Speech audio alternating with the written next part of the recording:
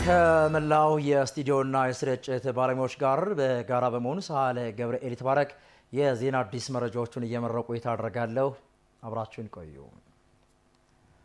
አዲስ አበባ ዓለም አቀፍ ሚናዋን ለዲፕሎማሲያዊ መስተንግዶ ያላትን ብቃት በማረጋገጥ የአፍሪካን የላቀ ሚና የሚያጎሉ ሁነቶችን እንዲያስተናግዱ የሚደረገው ድጋፍ ተጠናክሮ እንደሚቀጥል የመንግስት ኮሚኒኬሽን አገልግሎት አስታወቀ።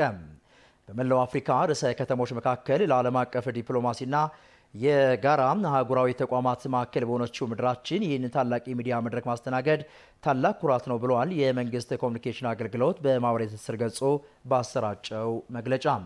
የአፍሪካ ህብረት መናኸሪያ የዲፕሎማሲና የዓለም አቀፍ መድረኮች ማዕከል የሆነችው አዲስ አበባ ለ2025 የአፍሪካ ሚዲያ ሽልማት መስተንግዶ የተመረጠችው እንዲሁ አይደለም ያለው አገልግሎቱ ከተማዋም በቅርብ ዓመታት ባሳየችው ፈጣንና የዘርፈ ብዙ ዘርፍን ባካተተ የለውጥ ጎዳና ከዓለም አቀፍ ከተሞች ጋር የሚወዳደር እድገት ማስመዝገቧ ለዚህ ምርጫ ዋነኛ ምክንያት ነው ብለዋል መግለጫው።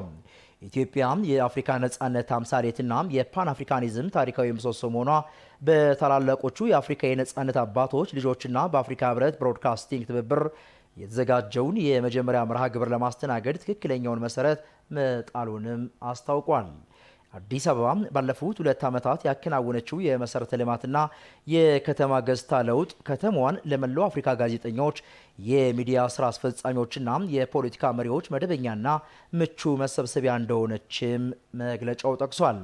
መንግስት አዲስ አበባ ዓለም አቀፍ ሚናዋን ለዲፕሎማሲያዊ መስተንግዶ ያላትን ብቃት በማረጋገጥ የአፍሪካን የላቀ ሚና የሚያጉሉ ሁነቶችን ከመደገፍ ወደ ኋላ አይልም ያለው የመንግስት ኮሚኒኬሽን አገልግሎት መግለጫ የሚዲያ ዘርፉ የዲሞክራሲያዊ ስርዓትና የብሔራዊ ልማት ምሰሶ መሆኑን በመገንዘብ የመንግስት ድጋፍ ተጠናክሮ እንደሚቀጥልም በመግለጫው አስታውቋል።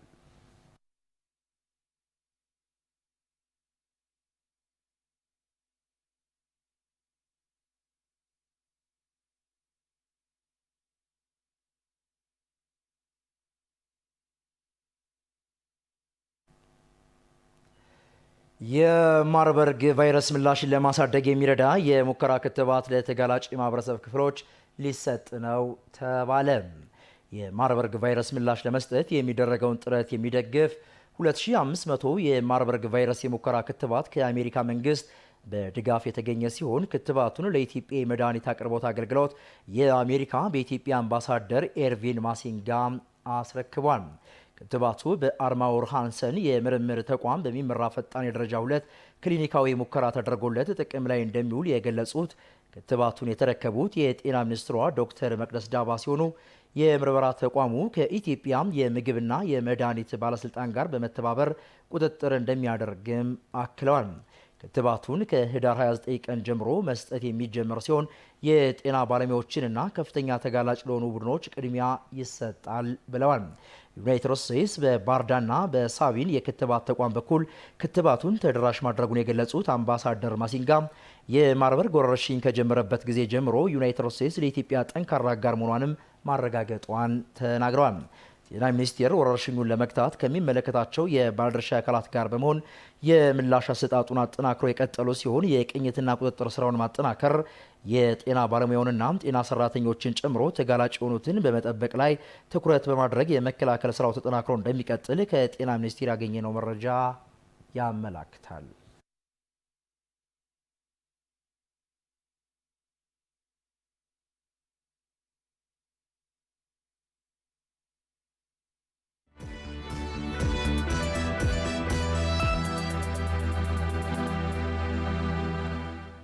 ተመልካቾች የተከታተላችሁ የምትገኙት በቀጥታ የሚተላለፍላችሁን የትውልድ ድምጽ የሆነውን ኤኤምኤን የዜና አዲስ መረጃዎቻችንን ነው።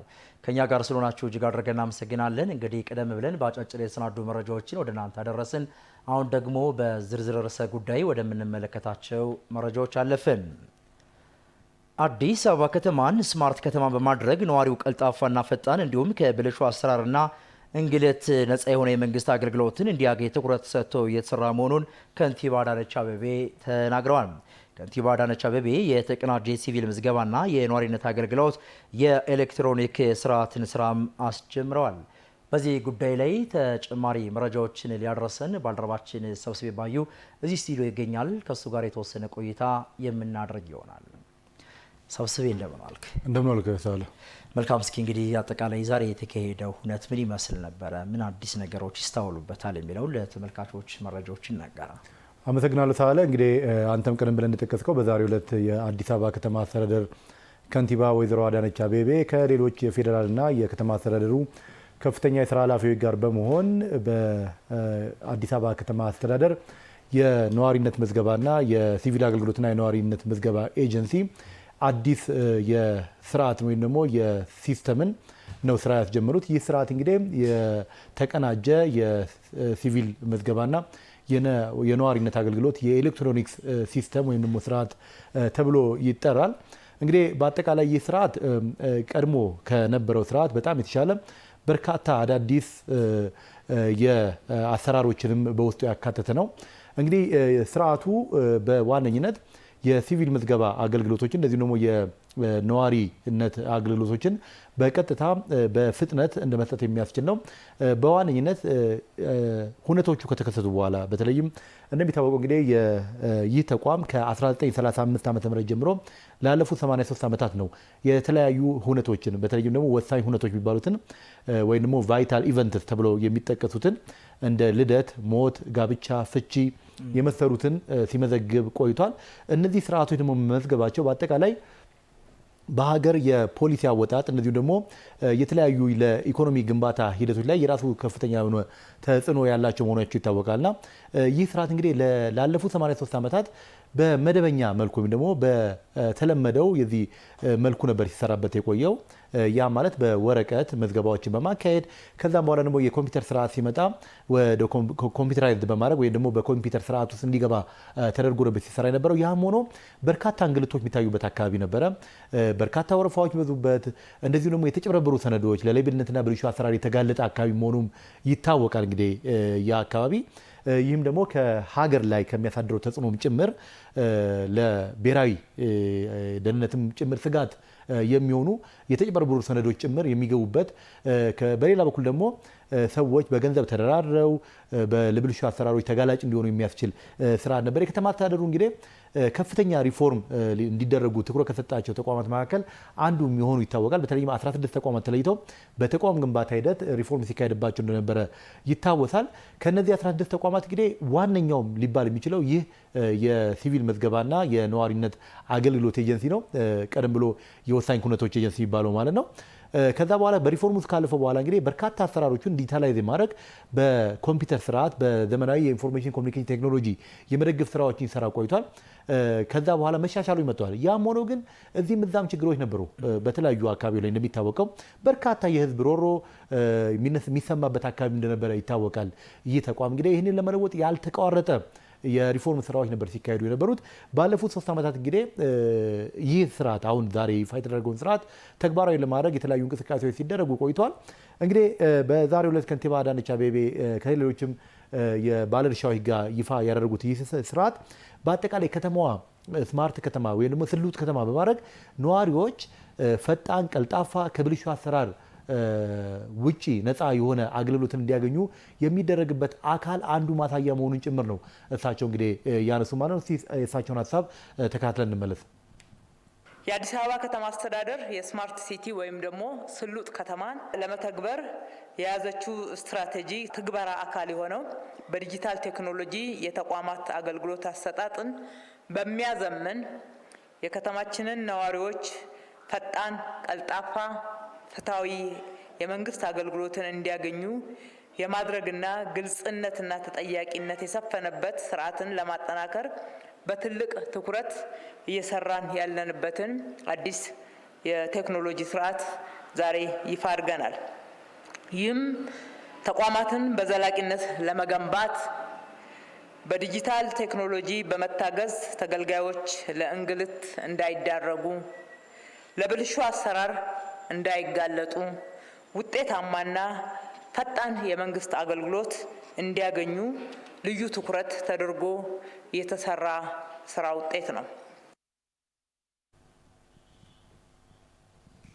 እንግዲህ ሳለ ይህ ስርዓት ኤጀንሲው ላለፉት 14 ዓመታት ሲገለገልበት የነበረውን ስርዓት የኮምፒውተር ስርዓት ሙሉ ለሙሉ የሚተካ ነው። እንግዲህ ቀደም እንደጠቀስኩት ይህ ስርዓት ብዙ አዳዲስ ነገሮች ይዞ መጥቷል። በተለይም በአሁኑ ሰዓት የዚህ የስማርት ስልኮች ወይም ደግሞ የተንቀሳቃሽ ሞባይሎች በሰው እጅ ላይ ይገኛሉና ብዙ አገልግሎቶችን ከቤት ሆኖ ነው ሰው የሚጠቀመውና ይህንንም ያካተተ ነው። ማንኛውንም አገልግሎት በኮምፒውተሩ በስልኩ ተጠቅሞ ሰው ከቤት ሆኖ አገልግሎቶችን መጠየቅ ይችላል፣ አገልግሎቶችን ማግኘት ይችላል። ያን ብቻ ሳይሆን ቅሬታዎችን ጭምር ማቅረብ ይችላል። ይህ እንግዲህ በአጠቃላይ ዘመናዊ ተደራሽ የሆነ አገልግሎትን ለማድረስ የሚያስችል ስርዓት ነው። ከንቲባ አዳነች እንግዲህ በዚህ ጉዳይ ላይ ያነሱትን ሀሳብ ሲተካትለን እንመለስ። ኤጀንሲው በአሁኑ ወቅት ደግሞ በከተማ አስተዳደሩ ሪፎርም ከልዩ ትኩረት ከተደረገባቸው ተቋማት ውስጥ አንዱ ሲሆን በፋና ወጊነት የሚጠቀስ ልምድም የሚቀሰምበት ቀዳሚ ተቋም ለመባል በቅቷል። ይህ አዲስ ሲስተም አዲስ አበባ ከተማ አገልግሎትን ለ14 ዓመታት ሰጥበት የቆየችውን ነባሩን የሲቪል ምዝገባና የነዋሪዎች አገልግሎት ሲስተም የሚተካ የተቀናጀ የኢአይዲ ሲስተም ነው። አልምቶ ለመተግበርም ከ3 ወራት ያልበለጠ ጊዜ የፈጀ ሲሆን እንዲሁም በራሳችን በሀገራችን አቅም በፈጠረ በኤአይ በኢትዮጵያ አርቲፊሻል ኢንተለጀንስ የለማ ሲስተም ነው። ላለፉት 14 ዓመታት ሲገለገልበት የነበረውን ሲስተም በመተካት የተቋሙን አገልግሎት ነዋሪው ባለበት ሆኖ እንዲያገኝ የሚያስችል የኦንላይን አገልግሎት መስጫ ስርዓትም ነው። ነዋሪው በቀላሉ መጠቀም የሚያስችለውን የሞባይል መተግበሪያ ያካተተና የፋይዳና የነዋሪነት መታወቂያ መረጃዎችን በአንድ ላይ አቀናጅቶ የያዘ መሆኑ ደግሞ ልዩ ያደርገዋል። እንግዲህ ሳለ በአጠቃላይ ይህ የአዲሱ ስርዓት ማለት ነው እንግዲህ ላለፉት 3 ዓመታት ይህንን ስራ ለመተግበር የተለያዩ ሙከራዎች ሲደረጉ እንደነበረ ቀደም ብዬ ጠቅሼላለሁ። በሀገር ውስጥም በውጭም ያሉ ይህንን ስርዓት ማልማት የሚችሉ ሲስተሙን ዴቨሎፕ የሚያደርጉ አካላት እንዲሰሩ ተጠይቆ ነበረ። እስከ 500 ሚሊዮን ብር ገደማ ነው እንግዲህ ዋጋ የጠሩት። በጣም ብዙ ገንዘብ ነው። ነገር ግን የአርቲፊሻል ኢንተለጀንስ ኢንስቲትዩት በነፃ ነው ይህን ሲስተም ያለማው። በራስ አቅም ተቋማት እንግዲህ ምን ያክል ተገነቡ ማሳያም ጭምር ነው። እነዚህ ተቋማት ተገንብተው በራስ አቅም ማልማት ተችሏል። ያ ብቻ አይደለም። በ3 ወር ጊዜ ውስጥ ይህንን ስርዓት አልምቶ ወደ ስራ ያስገባው ማለት ነው። እንግዲህ ሲስተሙ ከአዲስ አበባ አልፎ እንደ ሀገርም እንዲሰፋ ይፈለጋል። ለዚህም እንግዲህ የኢሚግሬሽንና የዜግነት አገልግሎት ተቋምም ይህንን ስርዓት ለማስፋት እንቅስቃሴዎች ጀምረዋል ነው ዛሬ የተባለው። እንግዲህ ይህ ስርዓት ያ ብቻ ሳይሆን በአጠቃላይ በከተማ ውስጥ ጥራት ያለው መረጃ በተለይም ደግሞ ለፖሊሲ ግብዓት የሚሆን መረጃ በአጠቃላይ በከተማዋ በሚካሄዱ የልማት የመልካም አስተዳደር ስራዎች ውስጥ ጥራት ያለው የነዋሪነት ምዝገባ አገልግሎቶች እንዲኖሩ ያስችላል የተባለው። ይህም ከፍተኛ የሆነ እገዛ እንደሚያደርግ ጭምር ነው ከንቲባ አዳነች የተናገሩት። እሳቸው የሚሉትን ሀሳብ ተካትለን እንመለስ።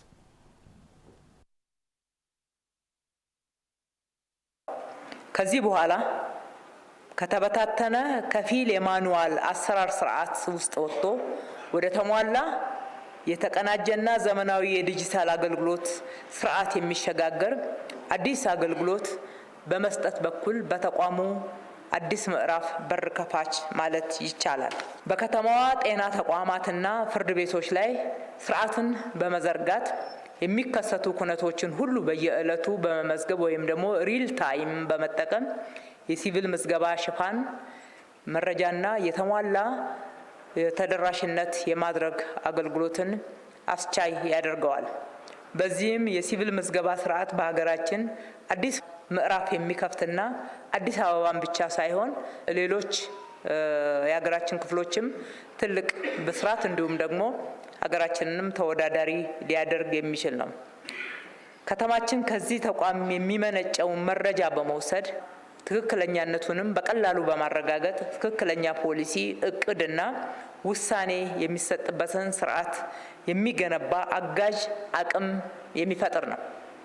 ሌብነትና ብልሹ አሰራርንም ኦዲት በማድረግ በቀላሉ በላዩ ላይ መድረስ የሚያስችል ስርዓት ያለው በመሆኑ እጅግ በጣም ይቀንሳል ተብሎ ይጠበቃል።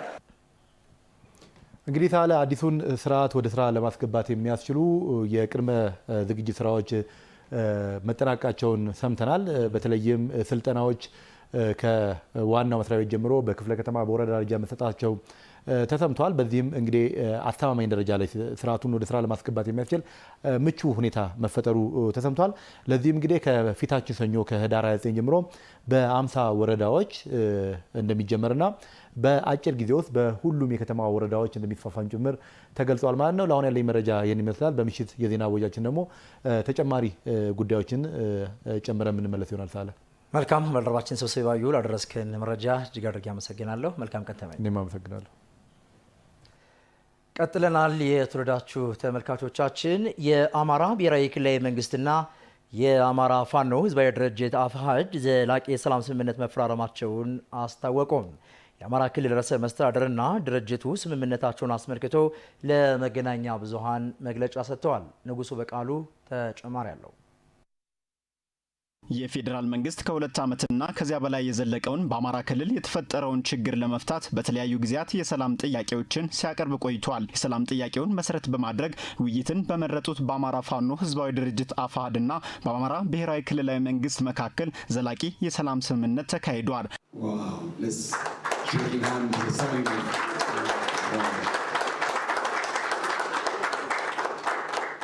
በአማራ ክልል በኩል የሰላም ስምምነቱን የፈረሙት የአማራ ክልል ርዕሰ መስተዳድር አቶ አረጋ ከበደ ዕለቱ ለአማራ ክልል የሰላም በሮች የተከፈቱበትና በክልሉ ያለውን ግጭት ለማስቆም መሰረት የጣለ ስምምነት መሆኑን ተናግረው ከግጭት ጥፋት እንጂ የሚገኝ ጥቅም ባለመኖሩ ከሰላም ለማትረፍ በጋራ መስራትና ዘላቂ ጥቅሞችን ማስከበር ይገባል ብለዋል። ከግጭት ማንም አያተርፍ። ሁለቱ ተፋላሚ ወገኖችም ሆኑ በዚህ ውስጥ የሚኖረው ህዝባችን በብዙ ጉዳት ሊያስከትል ካልሆነ በስተቀር ማንም ከግጭት አያተርፍ። አሸናፊም ተሸናፊም የለም። በግጭትም ተጀምሮ በግጭት የተጠናቀቀ ጥቅምም መብትም የለም። ነገር ግን ዛሬ እንዳደረግነው በሰላም ሁላችንም እናተርፋለን። ከዚህ ማንም አያተርፋል። መንግስት ያተርፋል።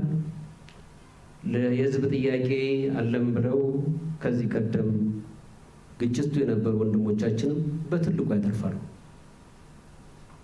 ሌላው ቀርቶ በትልቁ ደግሞ ህዝባችን በእኛ ግጭት ምክንያት ሁለመናው እያዳዋለው ህዝባችን ደግሞ በትልቁ ያተርፋል። በትልቁ እፎይታን ያገኛል።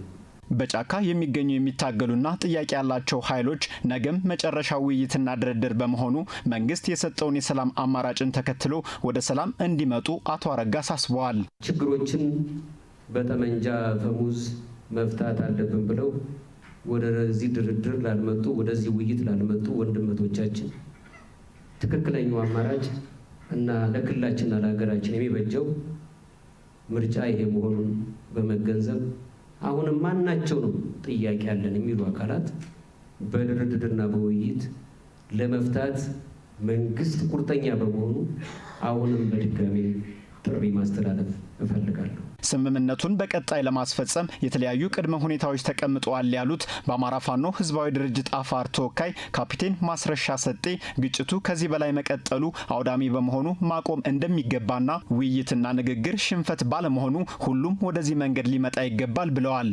ውጊያው እንዲቀጥል ከዚህ በላይ ህዝባችን መሸከም አይችልም።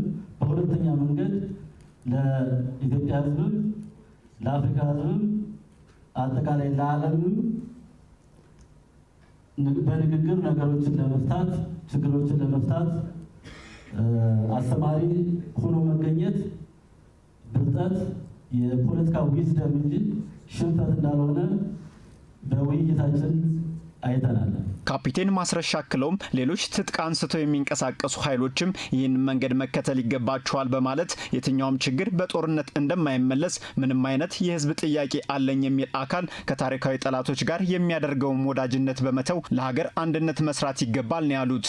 የተለያዩ የተገንጣይና የሌላ የባዕድ ኢትዮጵያ እንድትበታተን ከሚፈልጉ ኃይሎች ጋር የሚደረግ ግንኙነት አጥፊነት እንጂ የህዝብ ጥያቄም እንዳልሆነና በዛ መንገድም የህዝብ ጥያቄ መመለስ እንደማይችል ተረድተው በሌላ መንገድ ያሉ በተለያዩ የኢትዮጵያ አካባቢ ያሉ ትጥቅ አንስተው የሚንቀሳቀሱ ወገኖች ይህንን ፈለግ በመከተል ወደ ውይይት መጥተው በጠረጴዛ ዙሪያ ችግሮቻቸውን ተነጋግረው እንዲፈቱ ጥሪ እያቀረብኩ ለተደረገው ስምምነትና ንግግር እና ይህንን ፋሲሊቴት ላደረጋችሁ በሙሉ የከበረ ሰላምታዬን አቀርባለሁ። የሰላም ስምምነቱ በአፍሪካ ህብረትና በኢጋድ አደራዳሪነት ስለመደረጉም ተመላክቷል። ኢትዮጵያ ለመጀመሪያ ጊዜ ያስተናገደችው የአፍሪካ ሚዲያ አዋርድ አፍሪካና አፍሪካውያን ባለሙያዎች በዘርፉ ወደፊት ብዙ እንዲሰሩ ብርታት እንደሚሆናቸው የመንግስት ኮሚኒኬሽን አገልግሎት ሚኒስትር ወይዘሮ እናታለም መለሰ ገለጹ። ኢትዮጵያ በተባበረ ክንድ በፈጠነ እድገት ላይ እንደምትገኝ ያብራሩት ሚኒስትሯ ሌሎችንም ዓለም አቀፍ ጉባኤዎች ለማስተናገድ መመረጧንም አንስተዋል። መቅደስ ደምስ ተጨማሪ አላት።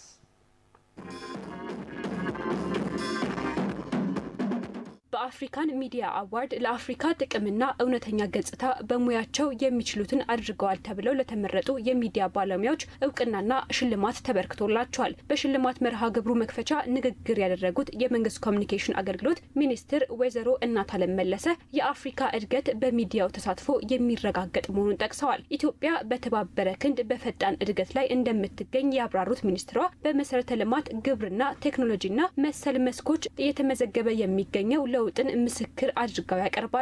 አዲስ አበባ ደግሞ ለንግግራቸው ዋነኛዋ ማሳያ ሆናለች። ኢትዮጵያ አዲስ የትብብርና የእድገት ምዕራፍ ውስጥ ነች። ምኞት ብቻ አይደለም፣ የሚታይና የሚጨበጥ ለውጥ እንጂ። በከተማዎቻችን ላይ ታዩታላችሁ። በተለይ በአፍሪካ በፍጥነት በማደግ ላይ ከሚገኙ ከተማዎች መካከል በሆነችው አዲስ አበባ ጎልቶ ይታያል። ኢትዮጵያ 32ኛውን የአየር ንብረት ጉባኤ እንድታስተናግድ መመረጧን ያወሱት ሚኒስትሯ በአየር ንብረት ብሎም ዲፕሎማሲ መስክ እየተጫወተች ያለው ሚና ለአመኔታው አንዱ ምክንያት መሆኑን ጠቅሰዋል። ኢትዮጵያ has been appointed to host COP32 in 2027. ኢትዮጵያ 32ኛውን የአየር ንብረት ጉባኤ እንድታስተናግድ ተመርጣለች። ይህ ውሳኔ የዓለም አቀፉ ማህበረሰብ በኢትዮጵያ ላይ ያለውን እምነት እያሳደገ መምጣቱን ያሳያል። ከዓለም እይታ የተደበቀውን የአፍሪካን እውነተኛ ገጽታ ማሳየት የሚዲያ ባለሙያዎች የቤት ስራ ነውና ለባለሙያዎቹ አደራን ሰጥተዋል። As an African media professionals, you have a profound responsibility. የአፍሪካ ሚዲያ ባለሙያዎች እንደመሆናችሁ የአፍሪካን ትክክለኛ ገጽታና ታሪክ በመናገር የአፍሪካን ስኬት፣ እድሎችና ስራ ፈጠራዎችን የመዘገብ ዶክመንት የማድረግ ኃላፊነት አለባችሁ። Unfolding in Ethiopia and across Africa. ለሚዲያ አዋርዱ አፍሪካና አፍሪካውያንን የተመለከቱ ስራዎቻቸውን ለውድድር አብቅተው አሸናፊ የሆኑት ባለሙያዎች የፓን አፍሪካኒዝም መሰረት የሆነችው ኢትዮጵያ ያስተናገደችው አዋርዱ ወደፊት ብዙ እንዲሰሩ ብርታት እንደሚሆናቸው ይናገራሉ። የአዲስ አበባን እድገትና ውበትም ሳያደንቁ አላለፉም። We have ended for our documentary called The Evolution of Music. ለሽልማት ያበቃኝ የአፍሪካ የሙዚቃ ኢንዱስትሪን በተመለከተ የሰራሁት ዘጋቢ ፊልም ነው። በሙያዬ የበለጠ እንድሰራ የሚያበረታታኝ ነው። አፍሪካውያን ሆይ ተባብረን እንቁም፣ የተባበረች አፍሪካን እንፍጠር። United States of Africa. እኔ ይሄንን ሽልማት የግሌ ነው ብቻ ብዬ አላስብም። እንደ ተቋም እንዲሁም ደግሞ እንደ ሀገርም ጭምር የተሸለምንበት ነው ብዬ አስባለሁኝና አፍሪካውያን መገናኛ ብዙሃን መጠንከር እንዳለባቸው ያመላከተ ነው። ቀጣይም በጣም ብዙ ትልልቅ መድረኮች ይኖራሉ። እዛ ላይ ለመሳተፍ የተሻሉ ስራዎችን መስራት እንደሚገባንም የሚያመላክት አጋጣሚ ነው ብዬ አስባለሁ። አዲስ አበባ obviously is a beautiful አዲስ አበባ እንደ ሁልጊዜው ሁሉ ቆንጆ ከተማ ናት። ኢትዮጵያም ህዝቦቿም የፓን አፍሪካኒዝም እናት ናት። እናም የሚዲያ ተቋማትና ባለሙያዎች በጋራ እንዲሰሩ ጠይቃለሁ። በውድድሩ ያሸነፉትም ሆኑ ያላሸነፉት ለአፍሪካ በሙያቸው ማገልገልን አጠናክረው እንዲቀጥሉ ብርታት እንደሚሆናቸው ተነግሮለታል። Even for those who did not win, በውድድሩ ያላሸነፉት ስለ አፍሪካ ታሪክ የተሻለ እንዲጽፉና እንዲናገሩ፣ ያሸነፉት ደግሞ በስራው እንዲቀጥሉ ብርታት እንደሚሆናቸው አምናለሁ። it is an opportunity for them to go ahead, to continue to serve this continent. በአፍሪካ ሚዲያ አዋርድ ከ40 ሀገራት የተውጣጡ ከ800 በላይ ጋዜጠኞች ተወዳድረዋል።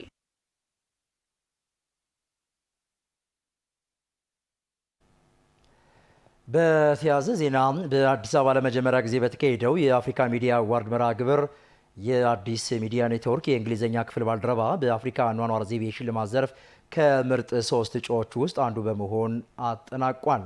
በአፍሪካ ሚዲያ ሽልማት አዲስ ሚዲያ ኔትወርክ በቀረጻ መሳሪያና ባለሙያ በመላክ ከፍተኛ አስተዋጽኦ አበርክተዋል። ይህም ተቋሙ በባለሙያና በመሳሪያ ግብዓት የተደራጀ ተመራጭ ሚዲያ መሆኑን ያሳየ ነው ሲሉ የአዲስ ሚዲያ ኔትወርክ ዋና ስራ አስፈጻሚ አቶ ካሳሁን ጎንፋ ተናግረዋል። ቤተልሔም አየነው ተጨማሪ አላት።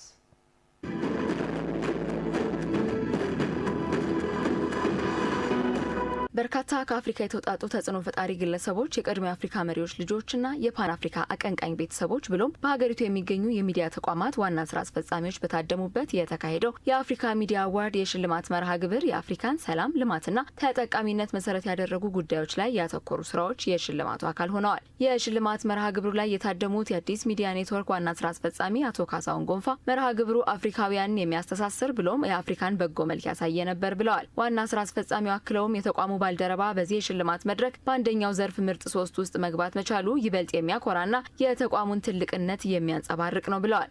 ሀገራችን የመጀመሪያው የሆነ የአፍሪካ ሚዲያ አዋርድ በደማቅ ሁኔታ ሲካሄድ ነው እንግዲህ ያለው።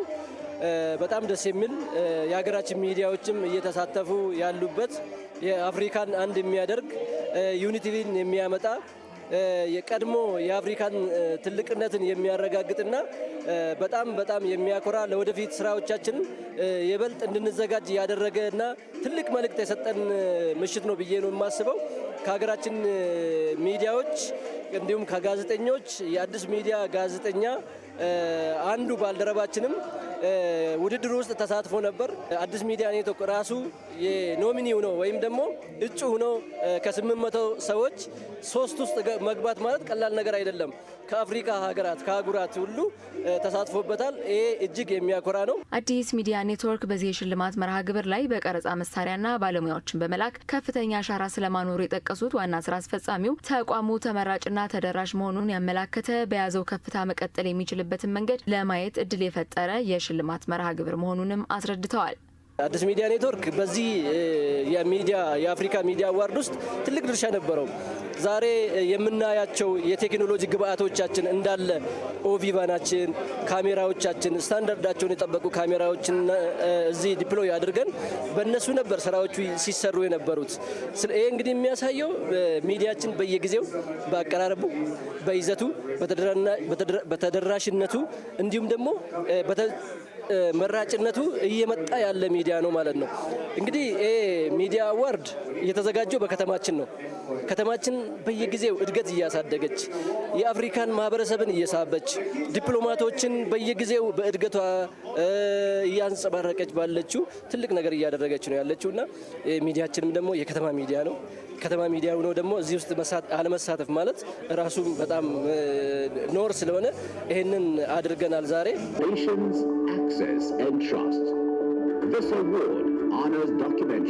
ከ800 በላይ የሚዲያ ባለሙያዎች መካከል 21 እጩዎች በተለያዩ ምድቦች ለፍጻሜ በደረሱበት ምሽት ከነዚህ መካከል የአዲስ ሚዲያ ኔትወርክ ባልደረባ የሆነው ጋዜጠኛ አፈወርቅ ውበቱ በአፍሪካ ኗኗር ዘይቤ ወይም አፍሪካን ላይፍ ስታይል የሽልማት ዘርፍ ከምርጥ 3 እጩዎች ውስጥ አንዱ መሆን ችሏል። ይህ ውጤት በጋራ የተገኘ ነው ያለው ጋዜጠኛው የሽልማት መርሃ ግብሩ ለላቀ ስራ መነሳሳትን የሚፈጥርና ጋዜጠኛውንም ለተሻለ ኃላፊነት የሚቀርጽ ነው ብሏል። የጋራ ስኬት ነው ብዬ አስባለሁ። እውነት ለመናገር በጣም ደስ የሚል ነበር።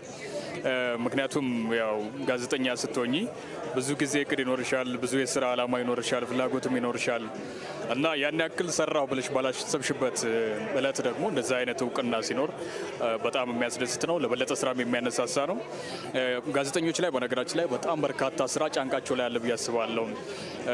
ሀገርን መገንባት፣ ሀገርን ማሳየት፣ መግለጥ፣ ህዝብን ማስተማር እና ለህዝብ መገለጥ የሚገባቸው ነገሮች በማውጣት በኩል ከፍተኛ ሚና አላቸው ብዬ አስባለሁና ስለዚህ እንደዚህ አይነት ነገሮች እንደዚህ አይነት የእውቅና ፕሮግራሞች ደግሞ በጣም ትልቅ ሚና አላቸው ብዬ አስባለሁ። በተቋሙ ያለኝ ቆይታና የተሰጠኝ እድል የቤት ያህል እንዲሰማኝ አድርጎኛል የሚለው ጋዜጠኛ አፈወርቅ በዚህ ትልቅ መድረክ የተቋሙን ስም ማስጠራት መቻሉ ትልቅ ስሜት እንደፈጠረበት አክሏል። አዲስ ሚዲያ ኔትወርክ ለእኔ ቤቴ ነው። ከዩኒቨርሲቲ ማስተማር በቀጥታ ወደ ጋዜጠኝነት የገባበት ነው። አዲስ ሚዲያን ማስጠራት እጩ ሆኜ በመቅረቤ እውነት ለመናገር ልዩ ደስታ ነው የሚሰማኝ።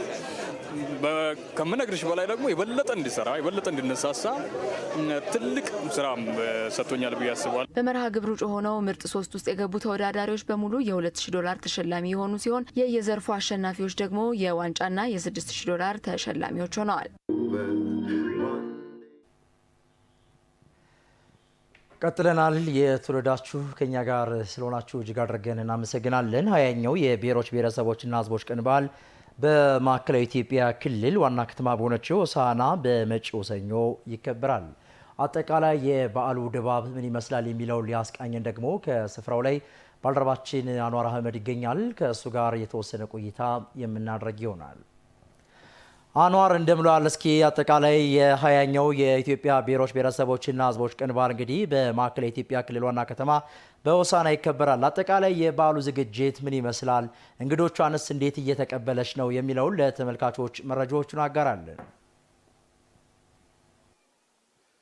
አመሰግናለሁኝ ሳህለ ገብርኤል። እንደምንዋላችሁ ውድ ተመልካቾቻችን። እንግዲህ 20ኛው የብሔሮች ብሔረሰቦችና ሕዝቦች ክልል በማዕከላዊ ኢትዮጵያ ክልል መዲና በሆነችው በሆሳዕና ከተማ እለቱ በድምቀት እንግዲህ ለማክበር የተለያዩ ቅድመ ዝግጅቶች ሲደረጉ ቆይተዋል። በተለይ ከቅድመ ዝግጅቶቹ መካከል አንደኛው እለቶቹን እስከ 29 ህዳር 29 እስኪሆን ድረስ ካሉት ከቀኑ በፊት ያሉትን ቀኖች የአንድነት ቀን፣ የወንድማማችነት ቀን፣ የማዕከላዊ ኢትዮጵያ ቀን ከዛ በኋላ ደግሞ እለቱን የኢትዮጵያ ቀን በሚል ከፋፍለው ነው ጭምር ቅድመ ዝግጅታቸውን ሲያደርጉ የነበረው።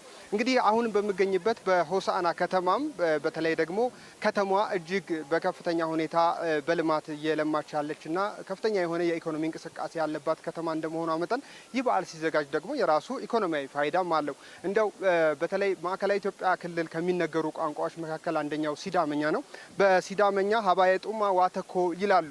በተለይ ደግሞ እንኳን ደህና መጣችሁ እንደማለት ነው፣ ወይም ደግሞ በእንግሊዝኛ ዌልካም እንደሚባለውና በዚህም በሁሉም በሮች ወደ ሆሳዕና ከተማ የሚመጡ እንግዶች በተለይም ደግሞ የዕለቱን ለማክበር የሚመጡ ኢትዮጵያውያን በሙሉ ወደ ከተማዋ ሲመጡ ይሄ ባነር ይሄ መልእክት እየተላለፈላቸው ሀባዬ ጡማ ዋተኮ እየተባሉ ነው እየገቡ ያሉት ወደዚህ ከተማ ማለት ነው።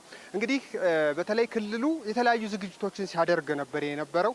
ከተማዋን በተለይ ውብ እንድትሆን ማራኪ እንድትሆን እንግዶቿን ተቀብላ እጅግ ደስ የሚል ኢትዮጵያዊነትን የሚያንጸባርቅ ድባብ እንዲኖረው በማድረግ በኩል ከዛ ባለፈ ደግሞ እንግዲህ የብሔር ብሔረሰቦችና ሕዝቦች ቀን አንዱ ኢኮኖሚያዊ ትሩፋትም አለው። ከዚህ አንጻር ሆሳዕና ከተማ እንደሚታወቀው ደግሞ በተለይ ዋና ከተማቸው ወይም ደግሞ ዋና ከተማዋ የራሱ ከፍተኛ የሆነ ኢኮኖሚያዊ እንቅስቃሴ ያለባት እንደመሆኗ መጠን ይበልጥ ለከተማዋ የራሱን ኢኮኖሚያዊ ፋይዳ ይዞ ይመጣ ነው። በርካታ እንግዶች አሉ እዚህ ለምሳሌ የሚያርፉ በርካታ የእንግዳ ማረፊያዎች፣ ሆቴሎች፣ ባርና ሬስቶራንቶች፣ ካፌዎች በከፍተኛ ሁኔታ እንግዶቻቸውን እየተቀበሉ ይገኛሉ። ይሄ ደግሞ በራሱ ኢኮኖሚው ላይ የሚያመጣው አስተዋጽኦ አለ ማለት ነው። ከዛ ባለፈ ባህልን የማስተዋወቅ እሴትን የማስተዋወቅ በተለይ ደግሞ ማዕከላዊ ኢትዮጵያ ክልል ውስጥ የሚገኙ በርካታ ዞኖች አሉ፣ በርካታ ወረዳዎች አሉ።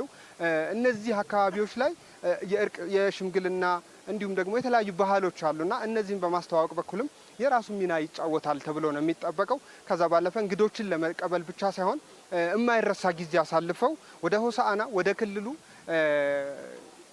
ሌሎች ኢትዮጵያውያን በሙሉ በሌላ ጊዜም ለበዓሉ ብቻ ሳይሆን በሌላ ጊዜም መጥተው እንዲጎበኛት ለማድረግም እየተሰሩ ያሉ ስራዎች አሉ። ከዛ ባለፈ ከተማዋ እንግዲህ የኮሪደር ልማትም ትሩፋት እያገኘች የምትገኝ ከተማ ናት። ለምሳሌ ከጀርባዬ እንደምትመለከቱት ይህ ፒያሳ ወይም ደግሞ የከተማዋ ማዕከላዊ ቦታ የሚባለው ነው። ይሄ ከዚህ ቀደም የነበረው ገጽታ የተለየ ነበረ። አሁን ደግሞ እጅግ በአማረ መልኩ እየተዋበና እድሳት ብቻ ሳይሆን እንደገና እንደ መስራት ነው እየተከናወነ ያለው።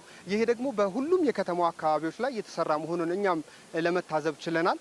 ከዛ ባለፈ እንግዲህ በዓሉ እጅግ ያማረ የደመቀ እንዲሆን በማድረግ በኩል የከተማዋ ነዋሪ የራሱን ሚና እየተጫወተ እንደሆነም ተባባሪነቱን የጸጥታ አካላት ጋር በሚሉት አቅጣጫ ሁሉ የሚያደርገው አስተዋጽኦ እጅግ በጣም የሚያስመሰግን ነው። ከዛ ባለፈ የክልሉ የከተማ የዞን የወረዳ አመራሮች በሙሉ ቀንም ሌትም እዚህ ቦታ ላይ ናቸው። በሁሉም መግቢያ በሮች ህብረተሰቡ እንግዶችን ለመቀበል በሚያደርገው አስተዋጽኦ አመራሩ ምሽትም ጧትም ሌሊትም ጭምር ከተማዋን ህብረተሰቡን ሲያንቀሳቀስ ህብረተሰቡ ሲያስተባብር ነው የምናገኘውና ይሄ አመራሮቹንም ቁርጠኝነት የሚያሳይ ነው። እንግዲህ በዓሉ እስኪደርስ ድረስ ደግሞ አጠቃላይ ዛሬ በሁሉም በሮች የተለያዩ እንግዶች ይገባሉ ተብለው ይጠበቃል። በምሽት እንግዲህ ደግሞ የምሽቱ ድባብ ምን ይመስላል የሚለውን እንግዶች ምን አሉ፣ እነማን ናቸው የገቡት፣ አጠቃላይ በዓሉ ላይ የሚተላለፉ መልእክቶች ወይም ደግሞ በበዓሉ ላይ የሚኖሩ ሁነቶች ምንድን ናቸው የሚሉትን ደግሞ ምሽት በዜና ወጃችን ደግሞ ተመልሼ ወደ ተመልካቾች ማድረስ ይሆናል። አጠቃላይ ግን በዛሬው ዕለት ያለው ድባብ ይህን ይመስላል። መልካም ሪፖርተራችን አንዋር አህመድ ከሆሳና ለደረስከን የቀጥታ መረጃ እጅግ አድርገን እናመሰግናለን። ላንተም መልካም ቀን ተመኝተናል።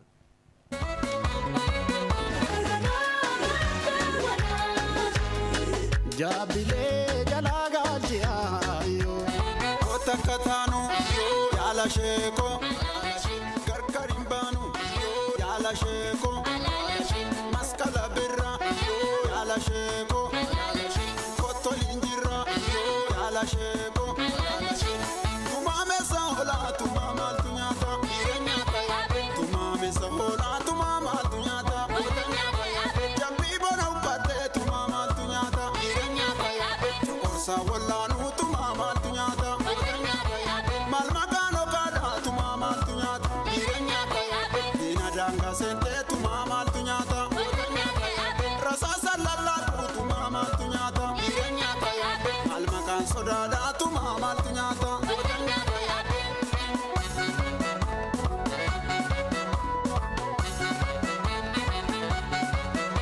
Zibu sobra Sanki sobra Lopin sobra Barin sobra Babon sobra Bolen sobra Minjon sobra Tumme sobra Sonke sobra Sobra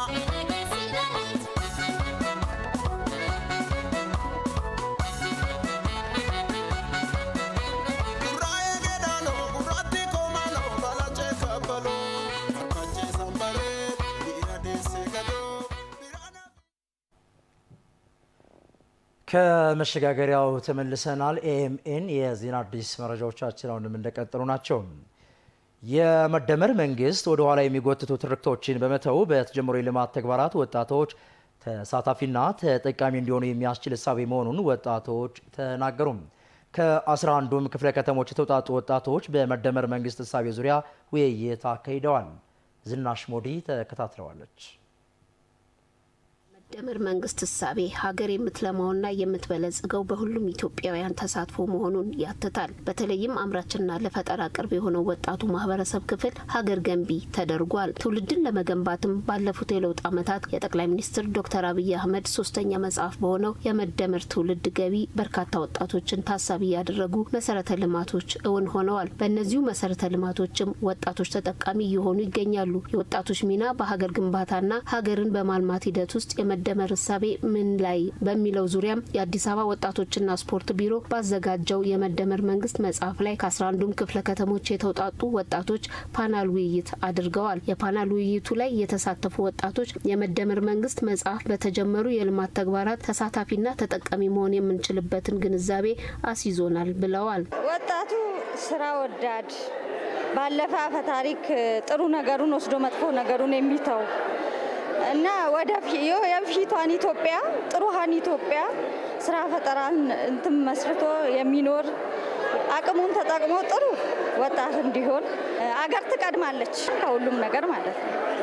እና ያን ነው የተገነዘብኩበት እንደ መጽሐፉ ማለት ነው። የመደመር የሚለው ኮንሰፕቱ ገብቶናል የሚለው ነገር እኔ ዛሬ ነው ራሴን ራሱ ያየሁት። ምክንያቱም መደመር የሚለው ነገር አንድነትን፣ ኢትዮጵያዊነትን፣ ህብረ ብሔራዊነትን አጠቃላይ የያዘ ነው። የመደመር የሚለው ነገር ማለት ተደምረን አንድ ሆነን በአንድ ሀሳብ የብሔር ልዩነት የተለያየ ልዩነት ሊኖር ይችላል፣ ግን ያለችን አንድ ሀገር ስለሆነች ያችን ሀገር ደግሞ ኢትዮጵያ የምትባለዋን ሀገራችንን አንድ ሆነን በአንድነት ማሻገር እንደምንችል ተገንዝቤያለሁ ማለት ነው። መደመር መጽሐፍ በዚህ ልክ ውይይት ማድረጋችን እንደ አንድ ወጣት በጣም አሪፍ ነው የሚል ሀሳብ አለኝ። ይሄ ደግሞ ለሌሎችም አካባቢ ላሉ ወጣቶች ቢሰፋ ቢጠነክር የተሻለ ምክንያቱም አንድ የሀሳብ ልዕልናን ጭምር ለማስፋት አስፈላጊ ነው። ኢትዮጵያ በራሷ ልጆች ሀሳብ የምትመራ ከውጭም የሚጠቅማትን የምትጋራና አስቦ በመተግበር ለሌሎች ትምህርት መስጠት የመደመር መንግስት ግብ ስለመሆኑ የተናገሩት የአዲስ አበባ ብልጽግና ፓርቲ ቅርንጫፍ ጽህፈት ቤት የፖለቲካ ዘርፍ ኃላፊ ዶክተር ሜኤሳ ኤሌማ ናቸው። ስለ መደመር መንግስት ስታስቡ ሁልጊዜም 3 ነገሮችን በልቡናችሁ መያዝ፣ ማሰላሰል፣ ማሰብ ያስፈልጋል። አንደኛው ጉዳይ ኢትዮጵያ በራሷ ልጆች ሀሳብ ትመራለች የሚል ነው። በራሳችን ሀሳብ ነው የምንመራው። ስለኛ እኛ እናውቃለን። በጣም ትልቅ ሀገር አለችን። ትልቅ ህዝቦች ነን። ነፃ ሀገር የነበርን ነፃ ሆነን የቀጠልን ህዝቦች ነን። ስለኛ እናውቃለን። ሁለተኛው ጉዳይ ደግሞ በውስጥ ሀሳብ ብቻ አንታጠርም። በራሳችን ሀሳብ እንመራለን። በሀገር በቀል ሀሳብ እንመራለን። ከውጭው ዓለም ደግሞ ተመራምረን አይተን አንዳች ረቢ ነገር ስለኛ አለ ብለን ስናምን ከውጭው ዓለም እንማራለን። የመደመር መንግስት ውስጥም የተቀመጠ ነው። ሶስተኛው ነገር ደግሞ አስበን ሰንደን ተግብረን ለሌሎች ትምህርት እንሰጣለን ነው። ወጣቶች በክህሎትና በእቅድ በመመራት ራዕያቸውን እንዲያሳኩ የመደመር መጽሐፍ አበርክቶ የላቀ ስለመሆኑ የተናገሩት የአዲስ አበባ ወጣቶችና ስፖርት ቢሮ ምክትል ኃላፊ ክብረ አለም ደምሴ ወጣቱ ይህን በመረዳት ሊንቀሳቀስ ይገባል ብለዋል። ይህ መጽሐፍ ለበርካታ ለሀገራችን የተለያዩ የማህበረሰብ ክፍሎች ትሩፋት ይዞ ነው የመጣውና ይሄ ትሩፋት ይዞ ከመጣው የማህበረሰብ ክፍል መካከል አንደኛው ወጣት ነው። ስለዚህ ወጣቱ ይሄ መጽሐፍ ምን ይዞ ሊመጣ የሚለውን ነገር ማወቅ አለበት፣ አውቆም ደግሞ መተግበር መቻል አለበትና ይህን ታሳቢ ያደረገ እቅድ አቅደን እስከ ታችኛው መዋቅር ድረስ ውይይት ስናደርግ ነበር የቆየ ነው። የአዲስ አበባ ወጣቶችና ስፖርት ቢሮ ባዘጋጀው የመደመር መንግስት የፓናል ውይይት ላይ 25,000 የሚደርሱ ወጣቶች ተሳትፈዋል። መስጠት አያጎልም የሚለው መርህ የምትከተለው አዲስ አበባ በበጎ ፈቃድ ዘርፍ በርካታ ተግባራትን ማከናወን መቻሏን የአዲስ አበባ ከተማ ህብረተሰብ ተሳትፎና በጎ ፈቃድ ማስተባበሪያ ኮሚሽን ኮሚሽነር አቶ ይመር ከበደ ገለጹ። ዓለም አቀፉን የበጎ ፈቃደኞች ቀን በማስመልከት የተለያዩ ጥሪ የተደረገላቸው እንግዶችና በጎ ፈቃደኞች በተገኙበት የፓናል ውይይት ተካሂዷል። ጸጋ ታደለ። የተባበሩት መንግስታት ድርጅት በዓለም ዙሪያ ላሉ በጎ ፈቃደኞች እውቅና ለመስጠት በሚል በወሰነው ውሳኔ መሰረት ዓለም አቀፉ የበጎ ፈቃደኞች ቀን በፈረንጆቹ አቆጣጠር ከ1986 ጀምሮ እየተከበረ ይገኛል። የአዲስ አበባ ከተማ አስተዳደር ህብረተሰብ ተሳትፎና በጎ ፈቃድ ማስተባበሪያ ኮሚሽንም እያንዳንዱ ጥረት ለውጥ ያመጣል በሚል መሪ ሀሳብ ቀኑን በፓናል ውይይት አክብረዋል። አዲስ አበባ ላይ በበጎ ፈቃደኞች የተከናወኑ ተግባራት በተለያዩ ማህበራዊና ኢኮኖሚያዊ ችግሮች ውስጥ ያሉ የማህበረሰብ ክፍሎችን ተጠቃሚ ያደረጉ መሆናቸውን የገለጹት የውይይቱ ተሳታፊዎች ናቸው። አዲስ አበባን ምሳሌ ማድረግ የሚያስችሉ ስራዎች ተሰርተዋል የሚሉት ተሳታፊዎቹ የበጎ ፈቃድ አገልግሎት መጠናከር አለበት የሚል አስተያየትም ሰጥተዋል። መንግስት ለውጡ ተከትሎ ሰው ተኮር አስተሳሰብ ይዘው መጥተው በጎ ፈቃድን እንደ አንዱ አላማው ከፍተኛ ትኩረት ተሰጥቶት እንግዲህ አዲስ አበባንና ህዝቡን እንደምታዩ እንደዚህ እየለማ ያለበት ሁኔታ ነው ያለው። አዲስ አበባ ራሷ አይደለም ለኢትዮጵያ አልፋ ለአፍሪካ ለዓለም ተምሳሌ በብዙ ልትሆን ነው። ወደ ታች ገብቶ መቀስቀስ፣ ሴቱንም ወጣቱንም አዛውንቱንም መቀስቀስ፣ ማስተማር፣ ግንዛቤ መስጠት ያስፈልጋል ብዬ ነው የምለው። ደስተኛው የምሰራው ስራ ነው፣ የህሊና ስራ ነው። ይበል ተብሎ እንዲቀጥል የሚያስፈልግ ከሆነ ትምህርት ቤት ላይ ነው መሰራት ያለበት። የህብረተሰብ ተሳትፎና በጎ ፈቃድ ማስተባበሪያ ኮሚሽን ኮሚሽነር አቶ ይመር ከበደ በበኩላቸው በጎነት ያለማንም አስገዳጅነት ከራስ ነጻ ፍላጎት የመነጨ ተግባር መሆኑን በመግለጽ በጎ ለማድረግ ሰውነትና የበጎ ልብ ባለቤትነት በቂ ነውም ብለዋል። ቀኑን በዚህ መልክ ማክበር ደግሞ በጎ ፈቃደኞችን ለማመስገንና ተግባሩን በማህበረሰቡ እሳቤ ውስጥ በማስረጽ ችግር ፈቺነትን ለማስፋት እንደሚያግዝም ተናግረዋል። አንዱና መሰረታዊ ነገሩ በጎ ፈቃደኞችን ማመስገን ነው።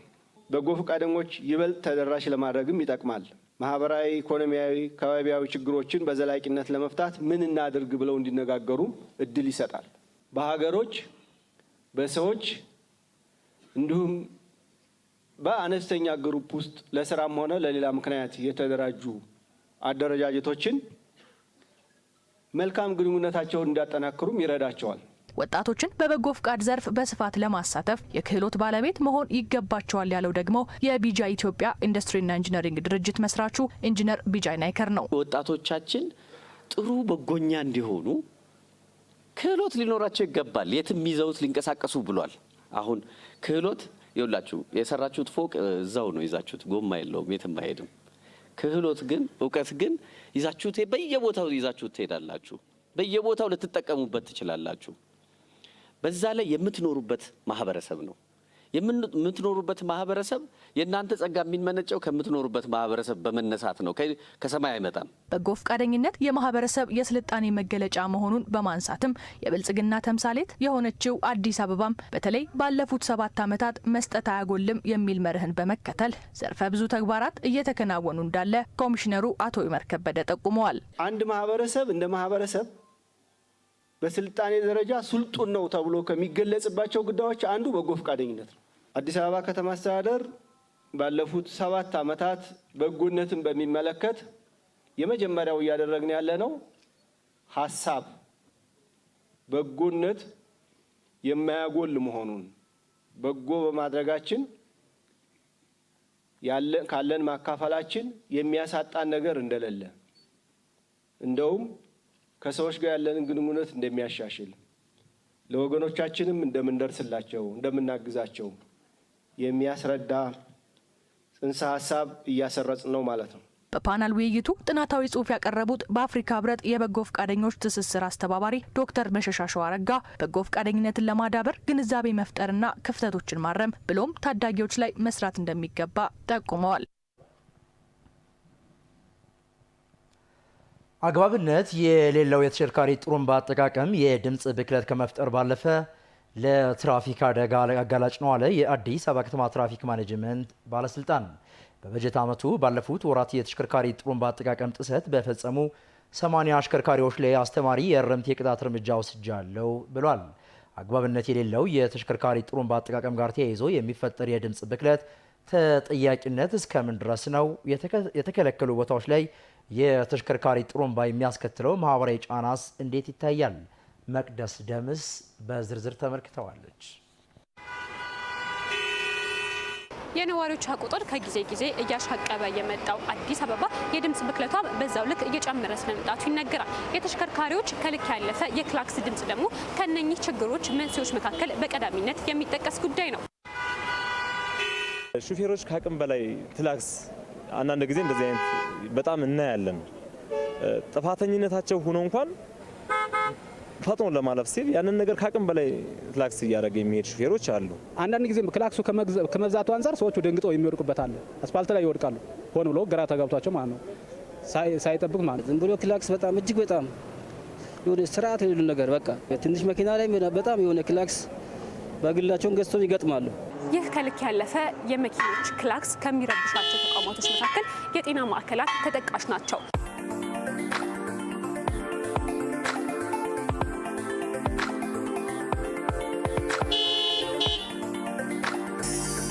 አይደለም መኪና አሁን ብዙውን ጊዜ እኛ አሁን እዚህ ታመን ስንመጣ ከቅንጭላት በላይ ህመምተኞች አሉ። ብዙውን ጊዜ ሰው እንኳን መነጋገር እንኳን መኪና የመኪና ክላክስ አይደለም ሰው እንኳን ባይነጋገር ፍላጎት ያላቸው ሰዎች አሉ። እንኳን መኪና አንድ ሰው በሽታው እያዳመጠ ይተኛል። አሁን እንደዚህ አይነት ድምጽ ሲሰማ ደግሞ የበለጠ ይረበሻል ቅንጭላቱ። በጣም ከፍተኛ የሆነ የድምጽ መበከል ጊዜያዊ ወይም ዘላቂ የሆነ የመስማት ችግር ሊያመጣ ይችላል። በተለይ የተኙ ታካሚዎች ላይ የእንቅልፍ መረበሽ፣ የጤና መታወክ ሊያመጣ ይችላል። ኢሞሽናል ወይም ይሄ የስሜት መረበሽ ሊያመጣ ይችላል። በተለይ ህፃናት የምታውቁት አብዛኛውን ጊዜ ይተኛሉ። ስለዚህ አላስፈላጊ ክላክሶች ይረብሻሉ፣ የእንቅልፍ መዛባት ያመጣሉ። እንዲሁም ደግሞ ከፍተኛ ከሆነ ከኛ የበለጠ እነሱ በደንብ ያልጠነከረ የጆሮ ታምቡር ስላላቸው በተለይ በአቅራቢያቸው እንደዚህ አይነት ከፍተኛ ክላክስ ወይም ሌላም አይነት ድምጽ ሲኖር ጆሮአቸው ሙሉ በሙሉ የመጎዳት ነገር ሊያጋጥም ይችላል።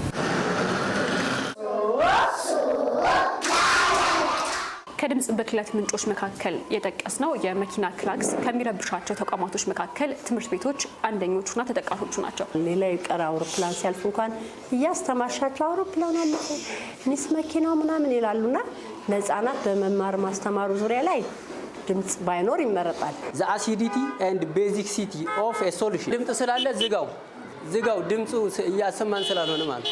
በዚህ ጉዳይ ላይ ሙያዊ ማብራሪያንም ጠይቀናል። የራሳቸው ልክ ያልሆነ ጥሩምባ በመኪና ላይ ያስገጥመው የሚያሰሙ ታክሲዎችም ላይ ያሉ ሚኒባሶች ላይ ትንንሽ መኪናዎችም ላይ ገጥመው እንደዛ አይነት ድምጽ የሚያሰሙ አሉ። በፍጹም ክልክል ነው። ፈጽሞ የማይሰማበት ቦታ አለ። ፈጽሞ ማለት ነው።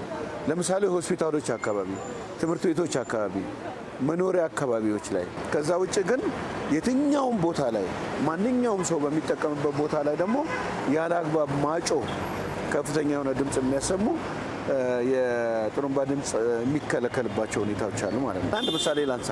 አንድ ሴት አሽከርካሪ እንደዛ አይነት ክላክስ ተደርጎባት ከመንገድ ወጥታ ደንግጣ ፔቭመንት ላይ ወጥታ ሰው የገጨችንም የማስታውሰው ነገር አለ። ይሄ በፍጹም አሁን የምትሰማው ነገር ነው። እንደዚህ አይነት ነገር ነው ያለው። መሰል ብክለቶች ላይ የመስራት ኃላፊነት ያለበት የአዲስ አበባ ከተማ የአካባቢ ጥበቃ ባለስልጣን በዚህ ጉዳይ ምን እየሰራ ነው ስንል ጥያቄን እንጠይቃለን። አሁን እዚህ አካባቢ እንኳን የምናየውን የድምጽ ልኬት ብታዩ ከፍተኛ ነው። ለምን ከመኪናዎች ብዙ መኪናዎች ስለሚያሁን ክላክስ የለውም፣ ግን መኪናዎች ብዙ ስለሆኑ ከነሱ የሚወጣው ድምጽ ነው። ስለዚህ በየቦታው የሚለኩት ስታንዳርድ አላቸው። ስለዚህ በዚህ ስታንዳርድ መሰረት ነው እየተለካ እርምጃ እየተወሰደ ያለው። ከትራፊክ ማኔጅመንት ጋር በጋራ ለመስራት ተጻጽፈን በጋራ እንድንሰራ እየተደረገ ነው ያለው። ሌላው በሆስፒታሎች፣ በትምህርት ቤቶች እንደዚህ አንዳንድ ህብረተሰብ በሚበዛበትና ጸጥታ በሚፈልግበት አካባቢ ምልክት እንዲቀመጥ ትልልቅ መኪናዎች እዛ ጋር ክላክስ እንዳያጮሁ። በዚህ ጉዳይ ላይ የመቆጣጠር ኃላፊነት ወደ ተሰጠው የአዲስ አበባ ከተማ አስተዳደር የትራፊክ ማኔጅመንት ባለስልጣን አጥተናል። ቁጥጥር እያደረግን ያለ ነው። ግን በእያንዳንዱ ቦታ ላይ ደርሶ ጥሩምባ አላግባብ የሚጠቀሙ አሽከርካሪዎችን እርምት ከመውሰድ አኳያ ሰፊ የሆነ ክፍተት አለ። ነገር ግን በተደረሰበት ቦታዎች ላይ የእርምት እርምጃ ለማድረግ ተሞክሯል። በዚህ 3-4 ወር ውስጥ ወደ 80 የሚደርሱ አሽከርካሪዎች ላይ አላግባብ ጥሩምባ ድምጽ በማሰማታቸው እርምት እርምጃ የተወሰደባቸው አሉ። ይህንኑ በተመለከተ ግንዛቤ አጠናክረን የምንቀጥል ነው የሚሆነው። ጎን ለጎንም ደግሞ ሕግ የማስከበሩን ስራ በደንብ በተጠናከረ መልኩ ከአዲስ አበባ ፖሊስ ጠቅላይ መምሪያ ጋር በመሆን የምንቀጥል ይሆናል ማለት ነው።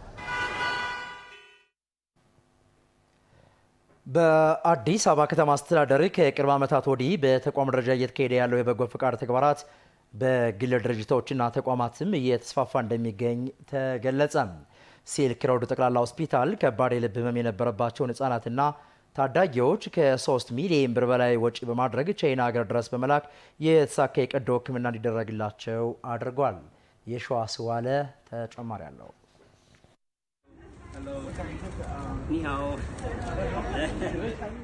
ባለታሪካችን ዱረቴ አውል ትባላለች። አርሲ አሰላ ከተማ ነው ተወልዳ ያደገችው። ነገር ግን ገና በአፍላነት እድሜዋ ሩጣ እንኳን ሳትጠግብ በገጠማት የልብ ችግር ትምህርቷን እስከ ማቋረጥ ደርሳ ነበር። ካለባት የከፋ የጤና እክል በተጨማሪ የእድሜ እኩዮቿ ትምህርት ቤት ውለው እውቀትን ገቢተው ሲመጡ ይሰማት የነበረው ስሜት በጣም የሚያስጨንቅ እንደነበር ትገልጻለች። አቅመ ደካማ ቤተሰቦቿም ውዱን የልብ ሕክምና የማድረግ አቅም አልነበራቸውም። ነገር ግን አንድ ዕለት በቴሌቪዥን መስኮት ከሲልክ ሮድ የተላለፈ አንድ የነጻ የልብ ሕክምና ጥሪ ህይወቷ እንደቀየረው ታስታውሳለች። ማምኩት ሄርት ኬዝ ነው፣ ኦፕን ሄርት ኬዝ ማለት ነው። እና እድሉን ያገኘሁት የቲቪ ማስታወቂያ አይቼ ነው። ቲቪ ማስታወቂያ አይቼ መደወል ባለብኝ ቁጥር ላይ ደወልኩኝ። ስደውል እንደዚህ አይነት ማስታወቂያ አይቼ ነበር አልኳቸው። አዎ አለ ምናምን ሲሉ በቃ እሺ ብዬ ያው ማቅረብ ያለብኝም ፋይሎችን ማቅረብ ጀመርኩ ማለት ነው። ከዛ ካለንበት ከሰላ ሆስፒታል የዱረቴ ወላጅ አባት የሆኑት አቶ አወል በያንም ልጃቸው የከባድ ልብ ህመም ተጠቂ መሆኗንና የሕክምናው ወጪ በእርሳቸው አቅም የማይታሰብ መሆኑን ሲያውቁ ወደ ተስፋ መቁረጥ ተቃርበው ነበር። ሲልክ ሮድ ሆስፒታል ለኛ በፊት የነበርንበት ሁኔታ በጣም አስቸጋሪ ነበር። በጣም ያሳስበን ነበር። ልጅ ነች፣ ተማሪ ነች። ድንገት ነው ይህን ነገር ይሰማ ነው። በአጋጣሚ ነው ሆስፒታል ሄዳ የልብ ችግር አለባት የተባለው። ስለዚህ በዛን ጊዜ የተሰማን ደስታ ምን ልናገር አይችልም። በጣም ነው የተደሰት ነው እንደ ቤተሰብ ማለት ነው። ሕክምና ሂደቱ ከዚህ ጀምሮ እዛ እስከ ቻይና ድረስ በጣም ጥሩ ነበር ማለት እዛ ያሉት እዛ ቻይና የነበሩት ዶክተሮችም ነርሶችም ሆነው ልክ እንደ ቤተሰብ ነበርን። ወጣቷ ዱረት ያወል አሁን በአገር ውስጥ ያልተቻለውን ከባድ የልብ ቀዶ ሕክምናን በሲልክ ሮድ ጠቅላላ ሆስፒታል ሙሉ ወጪዋ ተችሎ ሕክምናውን አድርጋ ተመልሳለች። ለዚህም ለሆስፒታሉ ልባዊ ምስጋናዋን ያደረሰች ሲሆን ሌሎች ተቋማትም ተመሳሳይ የነፍስ አድን የበጎ አድራጎት ስራቸውን አጠናክረው እንዲቀጥሉ ጥሪ አቅርባለች። በፊት የሚሰማኝ የነበረው ስሜት ምናምን በጣም ከባድ ነበር ከሕክምናው በፊት። ያው አሁን አልሐምዱሊላህ ቀንሷል። ማለት ያው የሕክምናው ማለት ያለው የቁስሉ ፊሊንግ ትንሽ አለ እንጂ በቃ ደህና ነኝ አሁን አልሐምዱሊላህ። ማርያምት አብርሃም ደግሞ ገና ሮጣ ያልጠገበች የ7 ዓመት ሕፃን ናት። ይህች ብላቴና ሲልክ ሮድ ሆስፒታል ያዘጋጀው የነጻ ሕክምና አገልግሎት ተጠቃሚ ሆናለች። ከነ ቤተሰቧ ሙሉ ወጪዋ ተችሎ ቻይና ድረስ ተጉዛ ጨልሞ የነበረው ተስፋ ለምልሞ ተመልሳለች። የተሳካ ቀዶ ሕክምናን አድርጋ አገር ቤት ገብታለች። የቤተሰቡ አባል የሆነው ዛማንኤል ደርብም የማርያምት ጉዳይ ተስፋ አስቆራጭ እንደነበርና በፈጣሪ እርዳታ በሲልክ ሮድ ሆስፒታል ተራዳኢነት ይህንን ሕክምና ስለማግኘቷ ገልጿል። ቤታችን ቁጭ ብለን ማለት ነው። ወደ 3 ዓመት አካባቢ በህፃናት የልብ ማዕከል ክትትል ታደርግ ነበረ። ወረፋ በመጠበቅ ማለት ነው። ሰርጀሪ መደረግ እንዳለባት ያምናሉ። የልቧ ክፍተት ከጊዜ ወደ ጊዜ እየጨመረ ነው። በየ6 ወር ቼክአፕ አላት። ግን ወረፋ በጣም ረጅም ወረፋ ስለነበረ ሕክምናውን ማድረግ አልቻለችም። የሲልክ ሮድ አጠቃላይ ሆስፒታል ዋና ኃላፊ የሆኑት ቻይናዊ ኢንጃንግ ሆስፒታሉ በየዓመቱ የተመሰረተበትን ቀን ምክንያት በማድረግ በርካታ ተመሳሳይ የበጎ አድራጎት ስራዎችን ለዓመታት ሲሰራ መቆየቱንና ግምቱ ከ3 ሚሊዮን ብር በላይ ወይም ከ150 ሺህ በላይ የቻይና ዩዋን ወጪ በማድረግ ለ3 ከፍተኛ ደረጃ ላይ ለደረሰና በኢትዮጵያ መሰራት የማይችልን የልብ ህመም ቻይና ድረስ በመላክ ሁለቱ የተሳካ ሕክምና አድርገው ስለመመለሳቸውና አንዱ ደግሞ አሁንም በቻይና ሕክምናውን እየተከታተለ እንደሚገኝ አጫውተውናል። በኢትዮጵያ ውስጥ አገልግሎቱን መስጠት የማይቻል ከፍተኛ ደረጃ ላይ የደረሰን 3 የልብ ህመምተኞችን ወደ ቻይና በመላክ ልብ ተከፍቶ የሚሰራን ውስብስብ የቀዶ ሕክምና እንዲደረግላቸው አድርገናል። ሕክምናውን በተሳካ ሁኔታ አግኝተው ሁለቱ ዛሬ ወደ ሀገራቸው ተመልሰዋል። የሕክምና ወጪም ሙሉ በሙሉ ሊንግፈንግ በሚባል ፋውንዴሽንና በሲልክ ሮድ አጠቃላይ ሆስፒታል ተሸፍኗል። አንዱ ታካሚ አሁንም በቻይና ሕክምናውን በመከታተል ላይ ይገኛል። ተመሳሳይ የበጎ አድራጎት ስራችንንም አጠናክረን የምንቀጥል ሲሆን የሁለቱ ታዳጊዎች ሕክምና ተሳክቶና አገግመው በመመለሳቸው ከፍተኛ ደስታ ተሰምቶናል። ለቤተሰቦቻቸውም እንኳን ደስ አላችሁ ማለት እወዳለሁ። ሲልክ ሮድ ጠቅላላ ሆስፒታል በአጠቃላይ 24 ለሚደርሱ የልብ ህሙማን በአገር ውስጥና በቻይና የነጻ ሕክምና አገልግሎቱን እየሰጠ ይገኛል።